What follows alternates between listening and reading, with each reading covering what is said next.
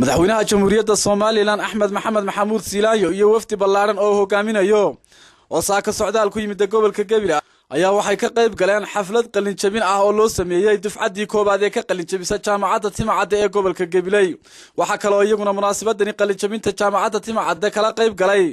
xildhibaano ka tirsan aqalka wakiilada iyo kuwa deegaanka Gabiley gudoomiyaasha jaamacadaha dalka aqoon-yahaniin aad u tiro badan macallimiin boqorro salaadiin cuqaal odayaal iyo culimaadudiin iyo maamulka heer gobol iyo heer degmo ee Gabiley madaxweynaha ayaa markii uu soo gaaray magaalada Gabiley waxa halkaasi ku soo dhaweeyay kumanaan qof oo kamid ah dadweynaha ku dhaqan magaalada Gabiley halkaasi oo ay uga sii galbiyeen xarunta jaamacadda Timacadde oo lagu qabtay munaasabadda qalin jabinta ee madaxweynuhu ka soo qayb galay gudoomiyaha jaamacadda Timacadde Professor Cismaan Sheekh Yuusuf Magan oo ugu horeyn xafladani qalin jabinta ka hadlay ayaa ka warbixiyay taariikhda jaamacadda Timacadde iyo marxaladihii kala duwanaa ee soo martay Professor Magan waxa kale oo uu sharaxaad ka bixiyay tirada ardayda ka qalin jabinaysa markaan arkay liiska ardayda ee ay soo gudbiyeen registerka iyo dhinka academic ee jaamacadda Timacadde waxa ay gudoonka jaamacaddu ku qancay in ardayda hortaada taagan ay u qalmaan digriyada kala ah digrii iyo diploma oo ay ku mutaysteen waxbarashadoodii laga bilaabo maanta oo ay taariikhdu tahay bisha November 3keega 2013 tiradoodu waxay dhan tahay ardayda ay hor taagan ee qalin jabinaysa 103 arday mar labaad waxaan leeyahay hambaliyo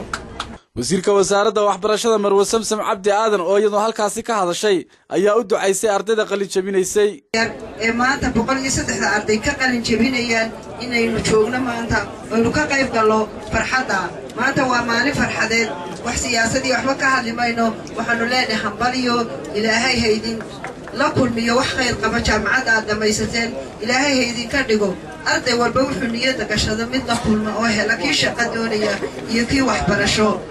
waxa kale oo iyaguna munaasabadani qalin jabinta hadal ka soo jeediyay wasiirka arrimaha gudaha Soomaaliland wasiirka warshadaha salaadiin iyo cuqaal aad u tiro badan gabagabadina munaasabadani ayaa waxa soo afmeeray madaxweynaha jamhuuriyadda Soomaaliland Axmed Maxamed Maxamuud Siilaanyo isla markaana shahaadooyinka gudoonsiiyay ardayda qalin jabinaysay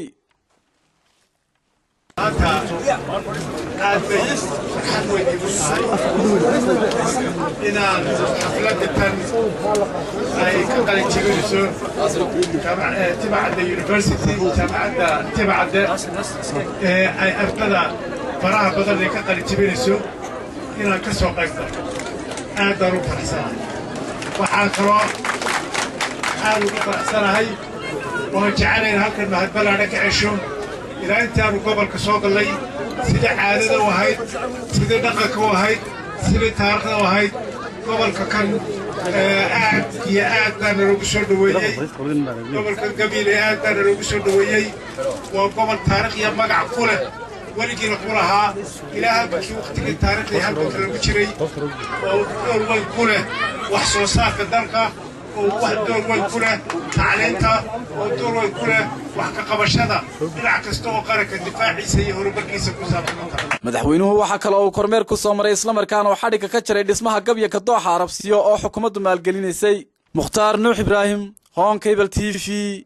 xarunta jaamacadda Timacadde ee gobolka Gabiley